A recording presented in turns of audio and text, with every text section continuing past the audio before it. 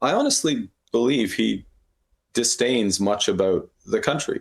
Carney has been caught lying again. Welcome back to Moose and Loose. My name's David. Today, we're finding out that one of Mark Carney's press conferences was a complete sham. We also got Pierre Poilievre dropping the hammer on Mark Carney, Melanie Joly in the House of Commons. Got a bunch of stuff here. Let's jump into this. Got this one. South Korean shipyard sweetens its submarine sales pitch to Canada. So Mark Carney went on his tour, and there's two companies, one I believe from Germany or Europe, that wants to build our super expensive $2 billion submarines, and then this South Korean one. Well, this is an interesting story because they're basically saying in here that they'll be opening up critical mineral mines in Canada if they get to build these submarines. The company points to what it is calling friendshoring initiative, which saw it open an armored vehicle plant in Geelong, Australia a year ago when they did a deal there. It says they employ 1,000 employees there now. It's angling for something similar in Canada. You can see here it's floating various technological benefits, collaborations that could involve lithium-ion battery production, liquefied natural gas, aerospace, steel, critical minerals, and sustainable energy. So they want to invest in Canada if we buy from them. Pretty good sales pitch. We got this one here is making waves on X. This guy here, Dean, is filing a complaint to the CBC Ombudsman. On September 14th, CBC reporter Darren Major wrote a glowing article about Mark Carney's housing announcement, yet somehow had no idea that the entire press conference was staged. According to Conservative MP Barbara Ball,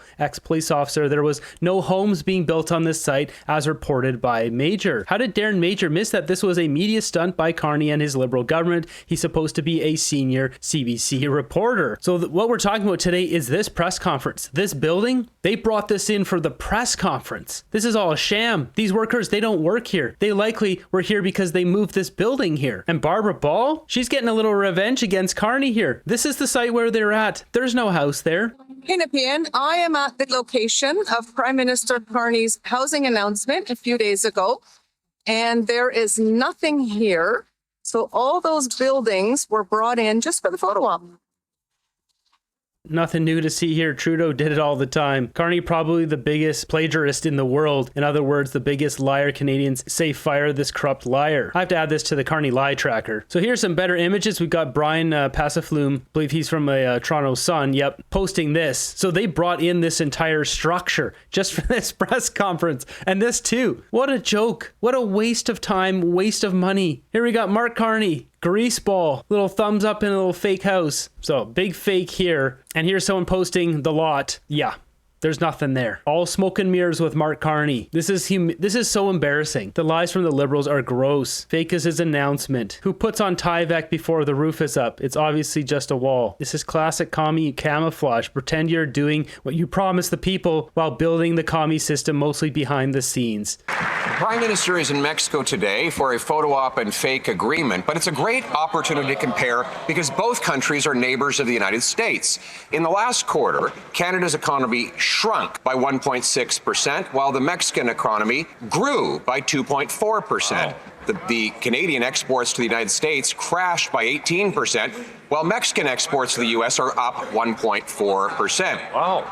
And the Canadian unemployment rate is 3 times higher than Mexicans. Wow. Will the Prime Minister ask his Mexican friends what they're doing right that he's doing so wrong? Right. Pierre is right on the money here. It was a photo op. It's ridiculous. Look at this clown Carney at the end of O Canada here. He's trying to pretend he's a Canadian. Come on, Carney. We get it. You remember O Canada from when you were a kid and when you lived in Canada. Look at this. This is just a photo op. So they go inside and exchange gifts. Carney gives a FIFA jersey. He gets some sort of Panther statue. He gives her a soccer ball. Look at this cheese ball. Wife's getting the private jet tour around the world, isn't she? Mr. Speaker, this Prime Minister believes in having a strong relationship with Mexico, our second biggest trading partner. That's exactly why he is in Mexico today, meeting with the President to make sure that we can have our trading relationship really on par. Now, the other thing that the leader of the opposition needs to understand is that we're living in a much more dangerous and complicated world with trade tensions. This is the fear mongering. They learned this from Mr. H from WW2. It's easier to control people if you use fear. Having impacts on trading partners all around the world. We will stand up for workers, we'll stand up for our businesses, and we'll build Canada strong. So I believe Melanie Joly is going to stick around. There's more rumors going around that Anita Anand and Karina Gould are out the door, but I think she is in the inner circle. She's going to be sticking around. Stephen McKinnon and Dominic LeBlanc, I think, are all sticking around. That's what it seems like, at least what I'm hearing. This is the time in the life cycle of any Liberal government when they go from making promises to making excuses. So they're blaming their collapsing economy on global tensions. But interestingly, Mexico shares the same neighbor as we do. We're both right next door to the Americas, so we can compare performance. But in the most recent quarter, the Mexican economy has actually grown by 2.4%. The Canadian economy down by 1.6%. Our unemployment is three times what theirs is. Why?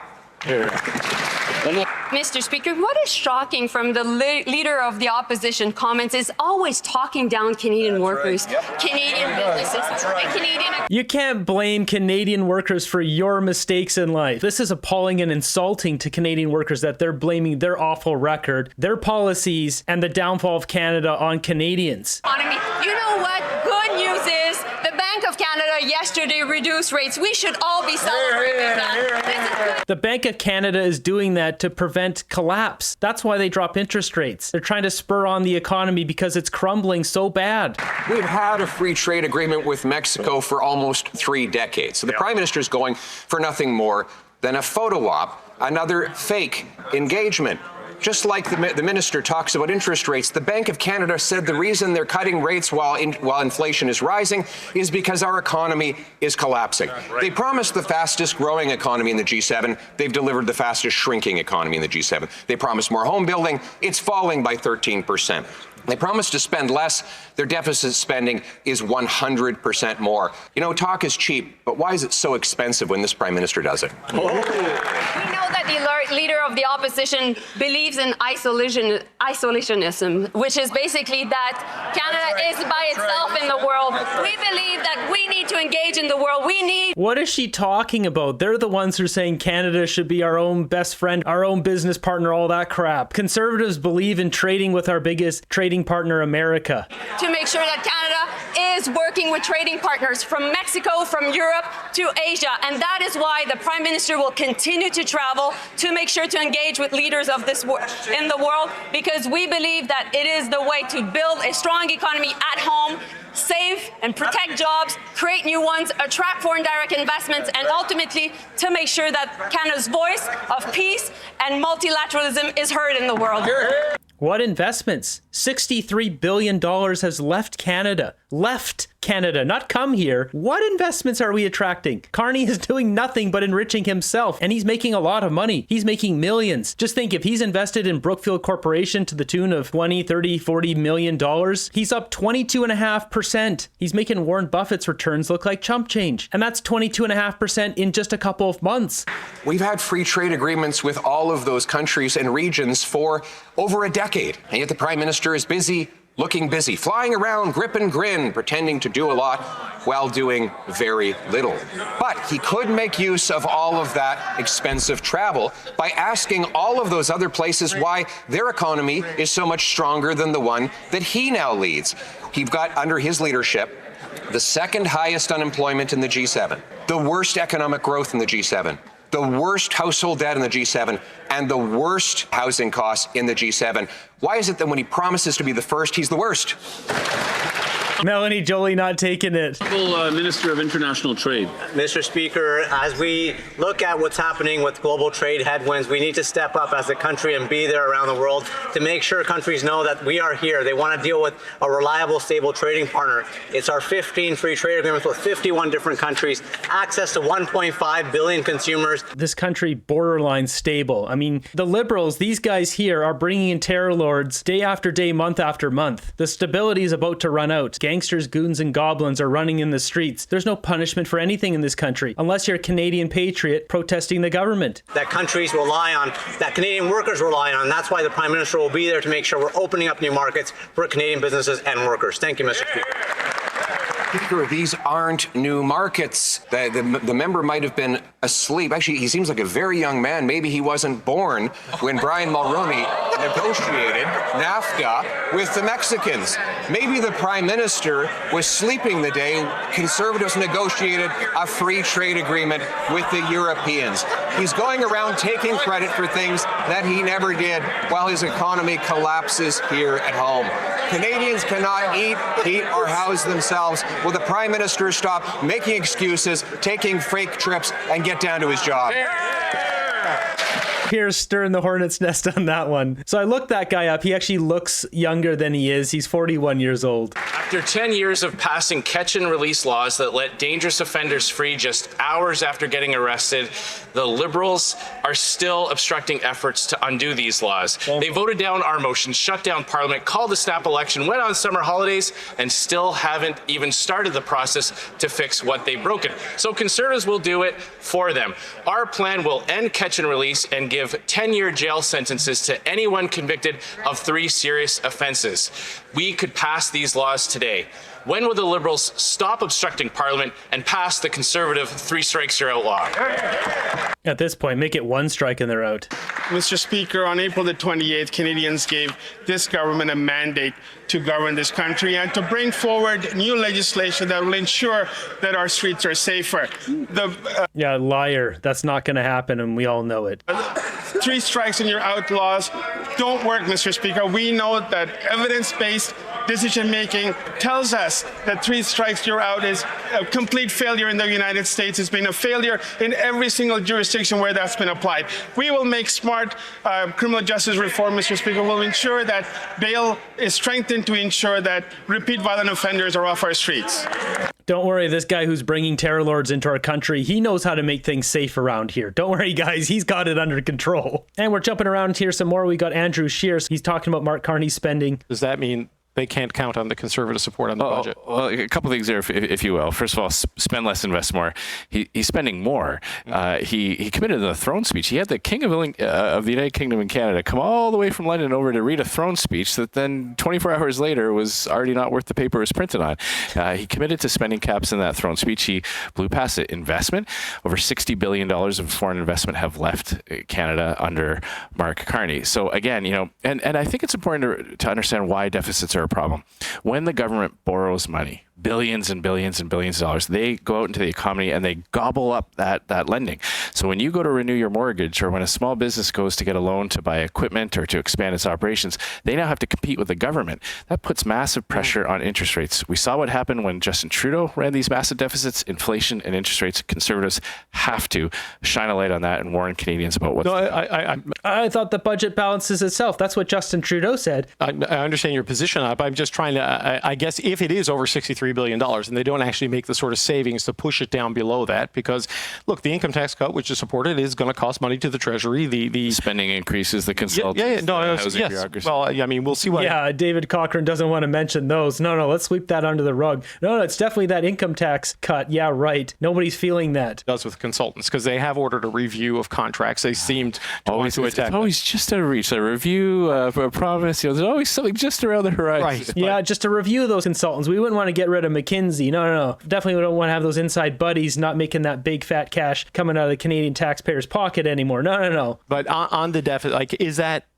the line in the sand for the Conservatives on this? Well, look, we're the party of fiscal responsibility, and we are the party of tax cuts. I'm not going to, on the first day of Parliament, start to speculate about what might happen on a budget vote. But I'm here telling you that Conservatives believe in fiscal responsibility, not as an end of itself, but because that's what leads to easing pressure on inflation. Moving ahead here, we got quite the clip here of Mark Carney. I've never seen this before. This was back before the election. This is from my YouTube channel called Rest in Politics. Listen to Mark Carney getting asked about Pierre Poilievre. Can't believe no one found this. This wasn't really shared around back in February. Land a few punches. I want to know about Poilievre and tell us about him. Look, he is, the type.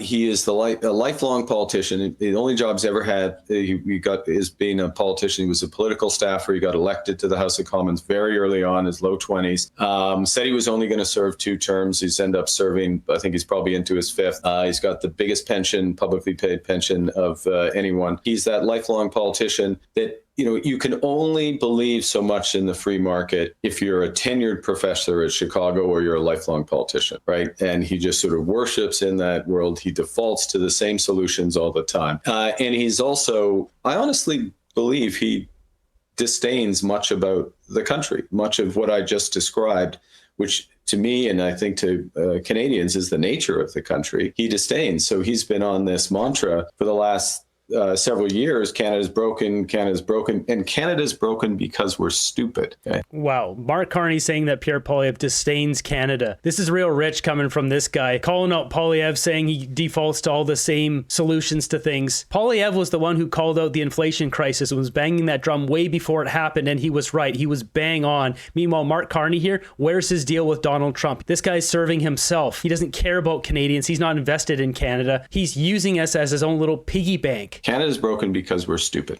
And he finds an echo chamber with Jordan Peterson and other people who he sits down and talks with. So there's a disdain for the country that he envisions.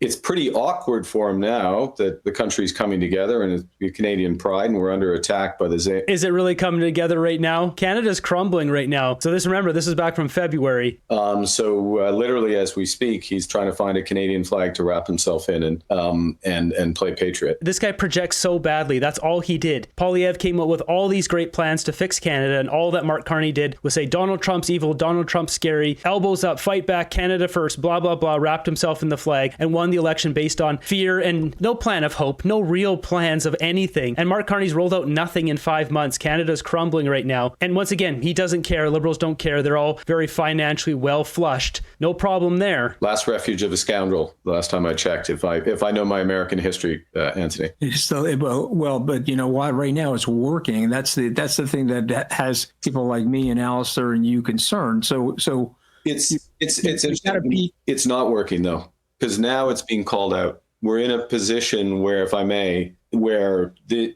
consequences of these attitudes are becoming apparent. And, so we have what is an economic attack, economic force, to use the word of the president against Canada, a series of insults that we're the 51st state and our prime minister is a governor, et cetera. And Canadians are looking for 2 things. Well, who's been defending the country and who's been running it down? He's been running it down. I've been defending it. This guy saying he's defending Canada when he signed the order on December 1st to move Brookfield's headquarters to America. How is that defending Canada? This guy went just months before becoming prime minister to go to China to meet with Xi Jinping to do a big greasy deal for Brookfield in China. This guy represented America as a U.S. business leader in China. Negotiate with President Trump, but also very importantly, and I think this is more important, it goes back to being masters in our own home. Like, who is going to drive this economy forward? And is the economy driving forward right now? Looks like it's crumbling right now. That, as you know,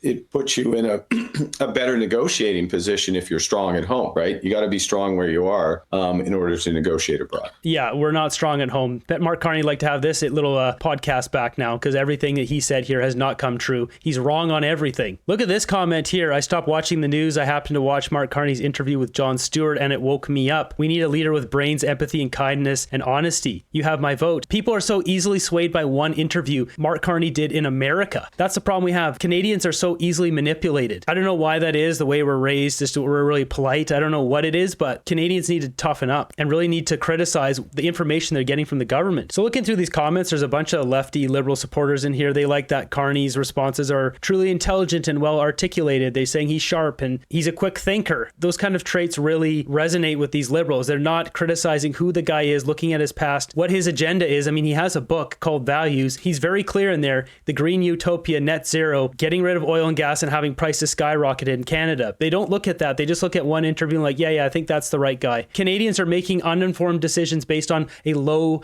amount of information. You can agree or disagree with this man, but he's very intelligent. He guided us through the financial crisis of 2008. That's more propaganda. That was Jim Flaherty who did that. Mark Carney just did what Jim told him to do.